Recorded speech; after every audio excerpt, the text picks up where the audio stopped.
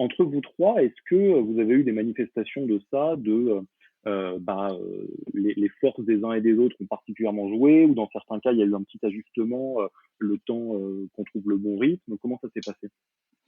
Ouais, je suis tout à fait d'accord avec toi que des crises comme celle-ci accentuent un peu les, on va dire, traits de caractère. Nous, la chance qu'on a eue, c'est qu'on a fait tout un travail entre associés l'an passé sur un. En fait, ça fait du coup à peu près 6 ans, même un peu plus, parce qu'on a commencé à travailler en amont de la création puis du lancement de Swapcard.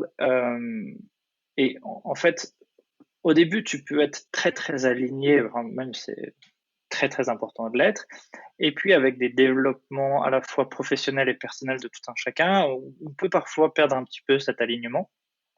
Et c'est quelque chose sur lequel on a travaillé pas mal l'année dernière. Et en fait, c'est une chance parce que on avait réussi à se réaligner et à ajuster ce qui devait être ajusté. Et finalement, on était dans des conditions favorables pour faire face à une crise comme celle-ci. Et donc, euh, pareil, hein, on pouvait absolument pas le prévoir. On sait juste que c'est un sujet majeur et donc qui doit être traité dès que possible. Donc, on a senti le besoin de le traiter l'an passé et tant mieux qu'on l'ait fait parce qu'on s'est retrouvé du coup dans des conditions qui nous ont permis de ne pas en faire un sujet pendant cette période de crise.